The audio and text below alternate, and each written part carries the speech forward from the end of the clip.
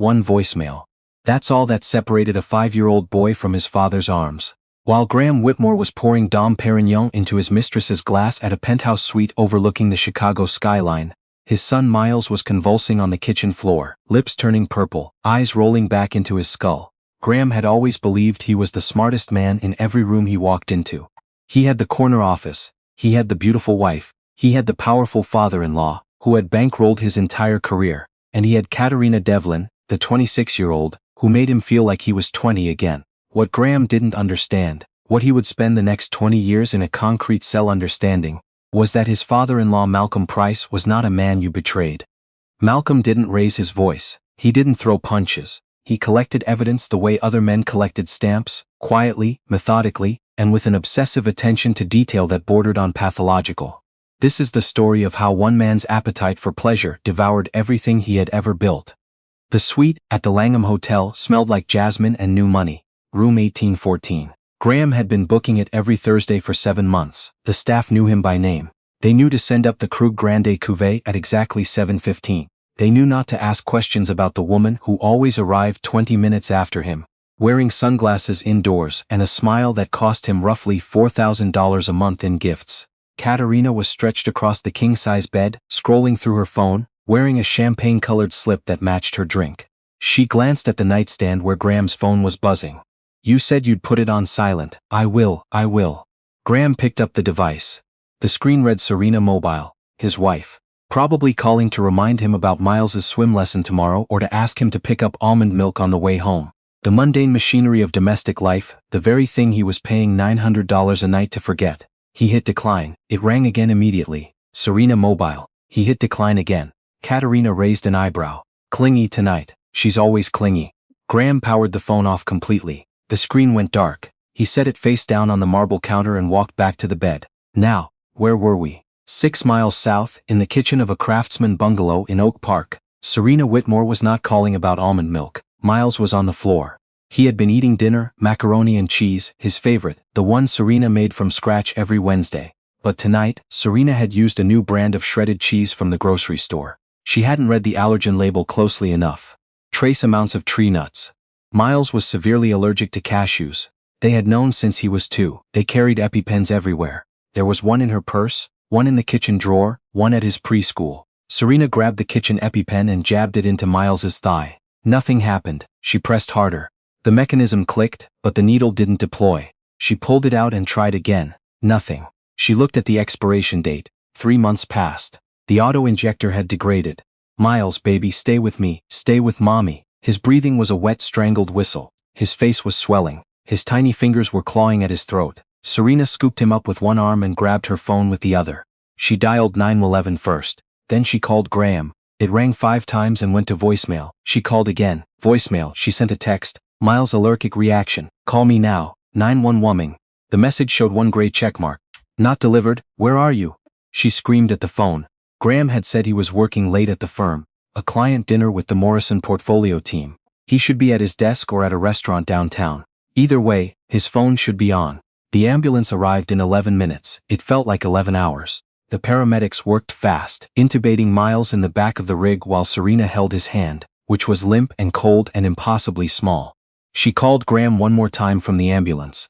The automated voice told her the number she had dialed was not available. At Rush University Medical Center, they rushed Miles into the pediatric ICU. Serena stood in the hallway, still wearing her apron, flour on her jeans, her phone pressed against her ear, calling Graham on a loop. 7 calls. 8, 9, each one went straight to voicemail. At 9:47 p.m., Dr. Anand Mehta came through the double doors. He was a small man with kind eyes behind wire-rimmed glasses. He pulled his mask down. His expression told Serena everything before his mouth did. "Mrs. Whitmore, I'm so sorry. The anaphylaxis triggered a cardiac event. By the time we got the airway open, he'd been without sufficient oxygen for too long. We tried everything. Miles is gone." Serena didn't collapse. She didn't scream. She looked down at her phone, at the call log. 9 outgoing calls to Graham Whitmore. The last one at 9:38 p.m., 9 minutes before her son was pronounced dead. She sat down on the cold linoleum floor, pressed her back against the wall, and held the phone against her chest. She could still smell the macaroni on her apron. Graham pulled into the driveway at 1:15 in the morning. He was humming. Katerina had been particularly enthusiastic tonight. He felt loose, relaxed, the kind of weightless satisfaction that made him generous. He'd stop and get Serena flowers tomorrow. Keep the peace. He turned his phone back on as he walked up the porch steps. It took 30 seconds to load. When it did, the notifications hit like a wall of water. 14 missed calls, 6 text messages, 2 from the hospital, 1 from Serena's mother, and 1 from a number that made his blood run cold. Malcolm Price. Graham stood on the porch. The house was dark except for the living room light. He opened the front door. Serena was sitting on the couch. She was still wearing the flour-dusted apron. Her hands were in her lap. She was looking at the wall. Standing in the corner near the bookshelf was Malcolm. He was wearing a charcoal overcoat over a black suit. He held a leather portfolio under one arm. His silver hair was combed back with military precision. He looked like a man who had come to deliver a verdict, which is exactly what he was.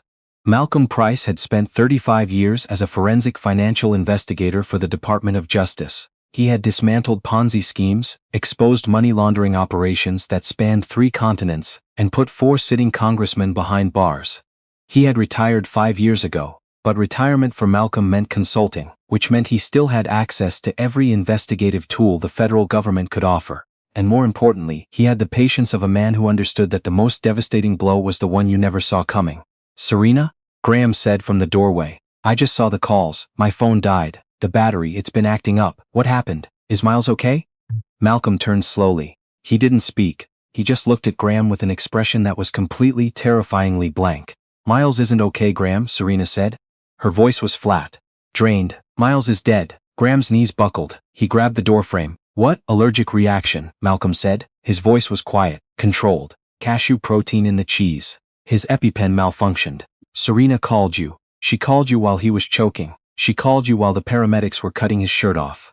She called you while Dr. Mehta was telling her that her son was gone. No. Graham dropped to his knees.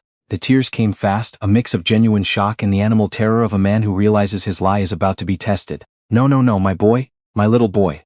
He reached for Serena. She pulled away as if his hand were made of fire. Don't, Serena, I swear, my phone died. I was at the office. The Morrison dinner ran late and my charger was in the car and I didn't realize.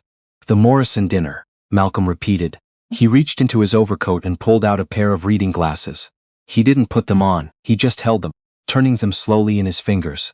That would have been at the firm's usual spot, Maison on Randolph? Yes, exactly. We finished around midnight and I drove straight home. Malcolm nodded slowly. He looked at Graham the way a watchmaker looks at a broken gear, with clinical interest and zero sentiment. Go shower, Graham, Malcolm said. You smell like Santal 33 and somebody else's shampoo. The funeral home expects us at 9. Graham froze. Katerina wore Santal 33. It was the perfume he'd bought her for her birthday last month. It's the soap at the restaurant, Graham stammered. The bathroom soap, it's a fancy place.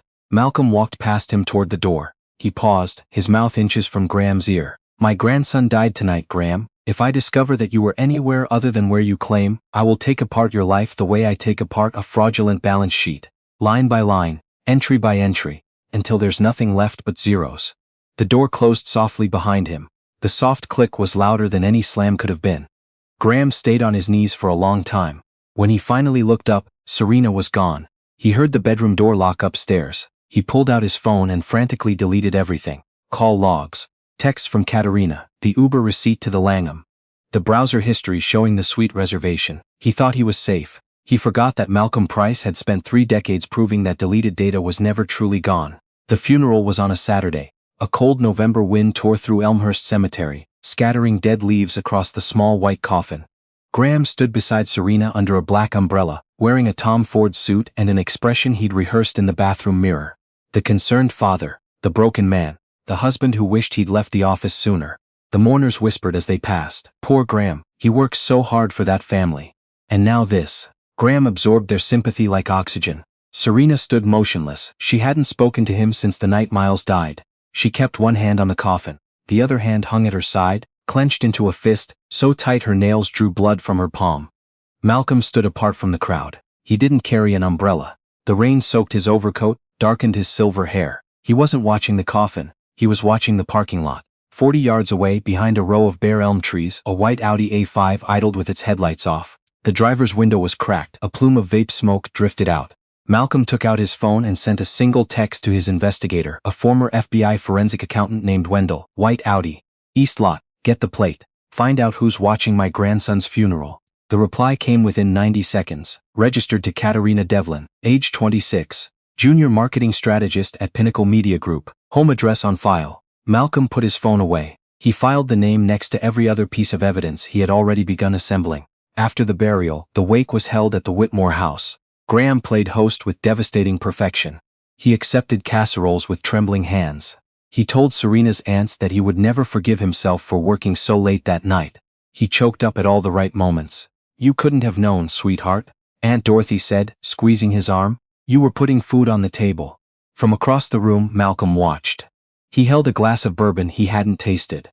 When the last guests trickled out, he walked into Graham's home office. He didn't turn on the light. He didn't touch the computer. He went straight to the desk. In the top drawer under a stack of client folders he found a receipt, a printed booking confirmation. The Lanham Chaco, Suite 1814. Check-in, 6:45 p.m. Checkout, 1 a.m. The date, the night Miles died. Malcolm's hand trembled, not from grief, from the controlled fury of a man who now had proof. He pocketed the receipt and found Serena in the kitchen, staring at a plate of untouched potato salad. "He's lying," Serena said without looking up. "Yes, I could smell her on him, some perfume, not mine." Malcolm sat down across from her. He placed the hotel receipt on the table. Serena looked at it, the sorrow in her eyes evaporated. What replaced it was something harder, colder. "He was at a hotel, while Miles was dying on our kitchen floor." "Yes, I want to destroy him, Dad. I want to tell everyone in this house what he did." "No." Malcolm's voice was firm, not harsh. The voice of a man who had learned through decades of investigation that patience was the deadliest weapon. "If you confront him now, he gets a divorce. He gets half the house. He plays the grieving father driven mad by your accusations. He spins a story where you're the unstable one." Serena wiped her eyes. "Then what do? We let him think he's safe. We let him get comfortable. We let him reach for the thing he wants most. And when his fingers are closing around it, we pull it away and we burn it in front of him." Malcolm stood up. "You play the wounded wife, you let him hold you. You let him believe his lie worked. I'll handle the rest." "How long?" 3 weeks, maybe 4. "I need to finish building the case." "The case?" Malcolm looked at his daughter. "Graham isn't just a cheater, Serena. Men like him are never just one thing. If he's willing to lie this easily, to perform this convincingly, there are other lies. Bigger ones. I just need to find them." 3 weeks passed. Serena followed Malcolm's instructions. She let Graham comfort her. She let him make her tea in the mornings. She even let him sleep in their bed again, though she lay rigid on the far edge, counting the hours until she could stop pretending. Graham believed the danger had passed. Serena was subdued. Malcolm had stopped visiting. Life was returning to its rhythm. He resumed his Thursday nights with Katerina, though he was more careful now. He used a burner phone. He paid for the hotel in cash. He showered at the gym before coming home. He was also on the verge of the biggest professional victory of his career. The partners at Callaway Brandt Financial had been considering him for managing director, a position that came with a 7-figure compensation package, a percentage of the fund, and a seat on the executive committee. The announcement was scheduled for the firm's annual investor gala, a black tie event at the Art Institute of Chicago, attended by 300 of the city's most powerful people, live-streamed to the firm's global offices. Graham didn't know that Malcolm had already spoken with the senior partners, that Malcolm's consulting firm had done pro bono compliance work for Callaway Brandt for 15 years. That when Malcolm called the founding partner, Theodore Callaway, and suggested that Graham's promotion be announced with maximum ceremony, Theodore had agreed without hesitation. "The boy deserves a moment," Theodore had said. "After losing his son like that." "Indeed he does," Malcolm replied. "I'll be there to present the award personally." The gala was on a Friday evening. The great hall of the Art Institute glittered with crystal and candlelight.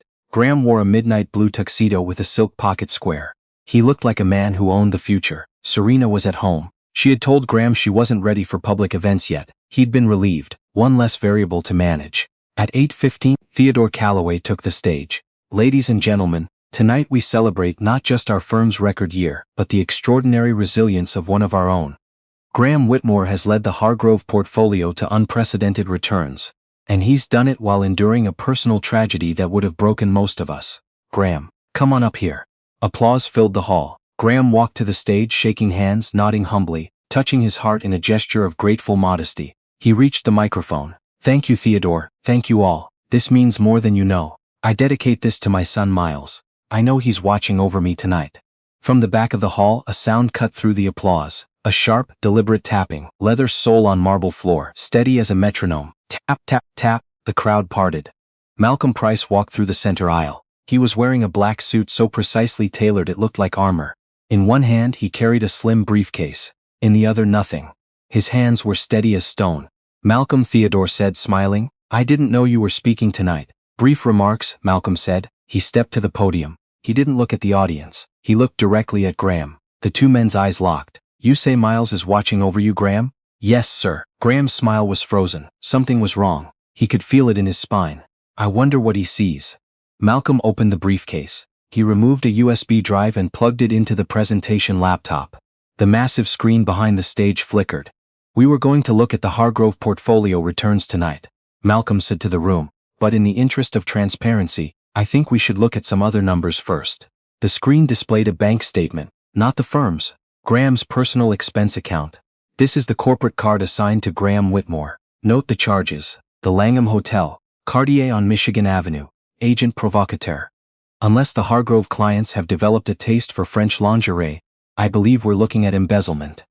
The murmur that rippled through the hall was like an earthquake tremor. Graham's face went the color of wet cement. "Malcolm, this is a misunderstanding. We can discuss this privately. Sit down." Malcolm's voice wasn't loud. It didn't need to be. It carried the authority of a man who had made senators cry in closed-door hearings. Graham sat.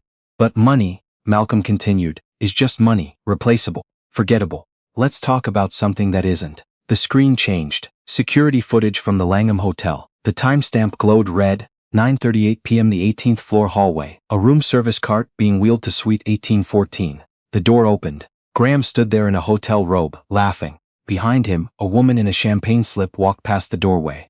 "At this exact moment," Malcolm said, his voice dropping to a register that made the chandeliers seem to dim, "my daughter was calling Graham for the 9th time.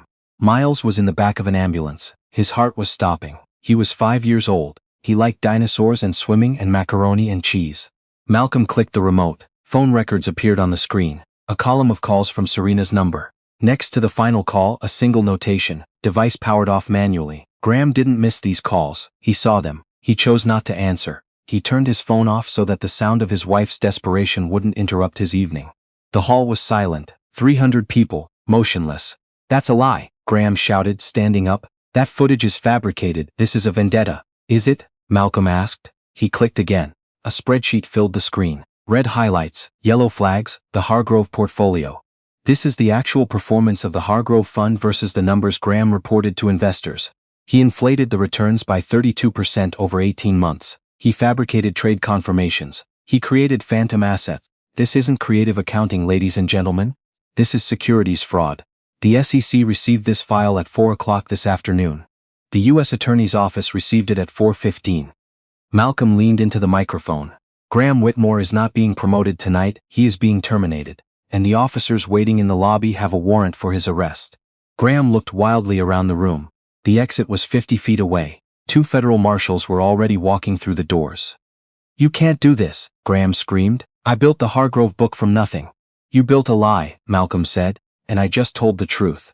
The marshals reached Graham. They turned him around. The handcuffs clicked shut. The live stream was still running. 800 employees across 12 offices worldwide watched Graham Whitmore escorted out of his own coronation in restraints. As they led him past Malcolm, the old man leaned in close. Close enough that only Graham could hear. "This is what happens when you turn off your phone, son. You miss things, important things, like the fact that your father-in-law has been awake every night for 3 weeks, building a case that will bury you so deep even God will need a search warrant to find you." Graham was dragged through the lobby, past the coat check, past the valet stand, and into the back of a black SUV with government plates. The last thing he saw through the tinted window was Malcolm Price, standing in the doorway of the Art Institute, straightening his cufflinks, his face expressionless. But Malcolm wasn't finished. He had destroyed the architect. Now he needed to dismantle the accomplice. Katerina Devlin had watched the live stream from her apartment on the Gold Coast. The apartment Graham paid for. She watched the security footage play on the massive screen, watched herself walk past the doorway in the champagne slip, and felt the floor drop out from under her life. She didn't cry for Graham. She cried for the Mercedes lease he'd been covering, for the Cartier bracelet she'd have to return, for the apartment she couldn't afford on her own salary. 2 days later, Her boss at Pinnacle Media, a sharp-eyed woman named Constance, called Katerina into her office. On the desk was a tablet showing a screenshot from the Langham footage. "We're a family brand, Kat. Our biggest client is a children's hospital. This footage is everywhere. The board wants you gone. You can't fire me for my personal life. We're terminating you for misuse of corporate resources. It appears you used your relationship with Graham Whitmore to access confidential market data from Callaway Brandt and share it with our competitive intelligence team." Katerina's jaw dropped. "That's insane. I never. The evidence has been provided to our legal department by an outside compliance firm." Constance paused. "A firm run by Malcolm Price." Katerina was escorted out of the building by security, carrying a cardboard box and wearing the expression of someone who had just realized that the free ride was, in fact, the most expensive trip of her life. The trial began 4 months later. The media called it the Langham Affair. The story was irresistible. A Wall Street narcissist sipping champagne in a penthouse while his 5-year-old son suffocated in a suburban kitchen. The public wanted blood. The prosecution called Katerina Devlin as their star witness. She had been offered limited immunity in exchange for her testimony. She took the stand wearing a plain gray blazer, no jewelry, no makeup. The courtroom version of a white flag.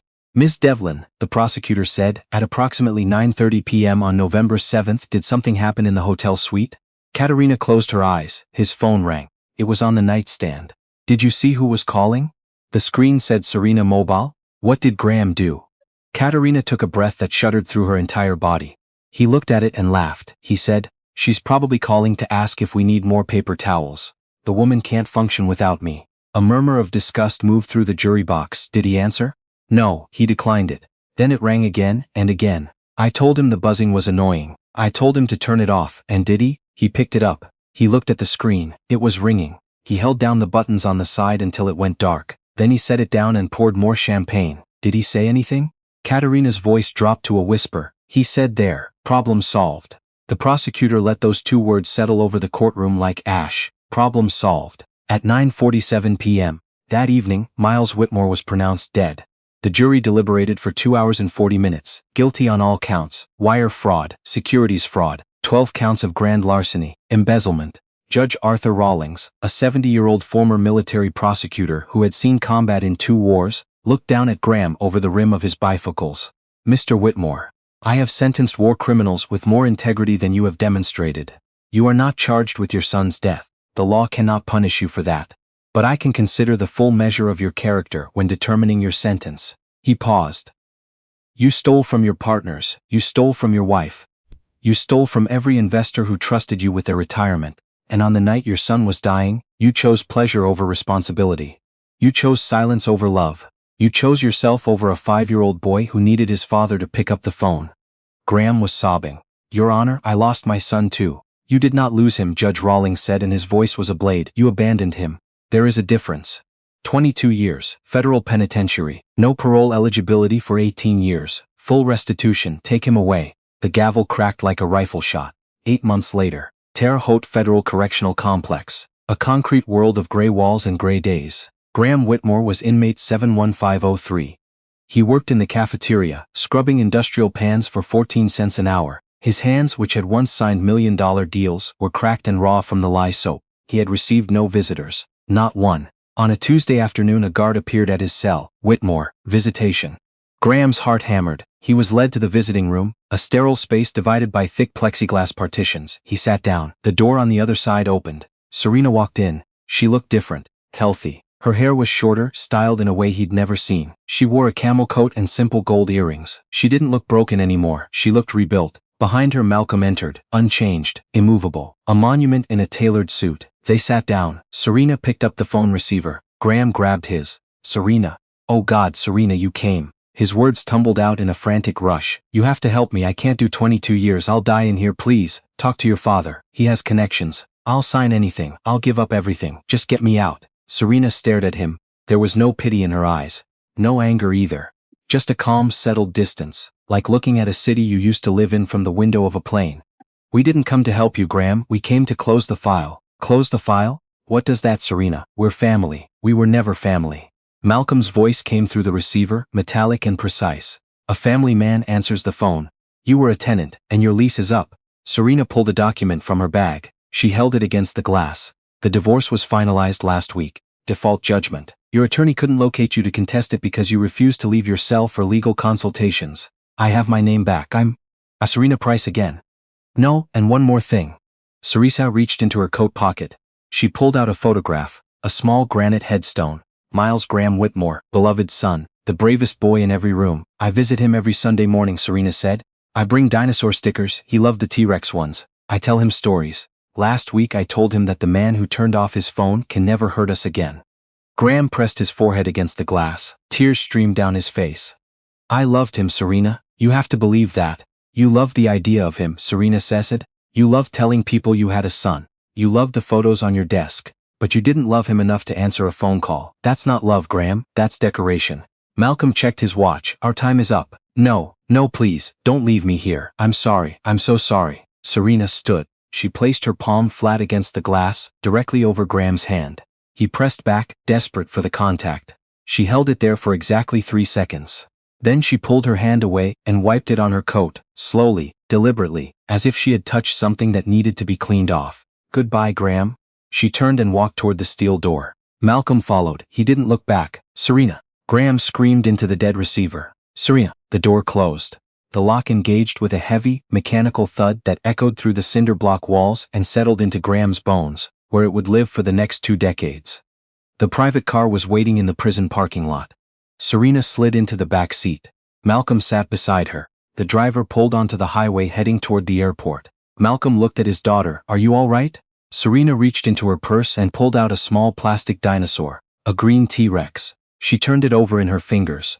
He used to carry this everywhere, she said quietly, in his pocket, even to bed. I found it under the couch cushion last month. She closed her fist around it. I miss him, Dad, every second of every day. I know, Malcolm said, that won't change. But something else did. Serena looked out the window at the flat Illinois farmland rushing past. I'm not afraid anymore, I'm not angry anymore. I'm just done. The account is closed, Malcolm said. Serena leaned her head against the window. The late afternoon sun caught the edge of the plastic dinosaur in her hand, throwing a small green shadow across the leather seat.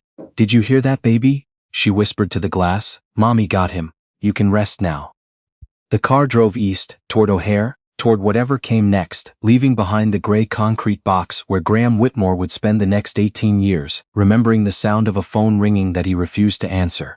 And if this story made you feel something, if it made you angry, or sad, or grateful for the people in your life who pick up when you call, hit that like button. It really does help the channel. And ask yourself this, was 22 years enough? Or did Graham get off easy? Let me know in the comments. I read every single one. Subscribe, ring the bell, and I'll see you in the next story. Stay safe out there, and keep your phone on for the ones who need you.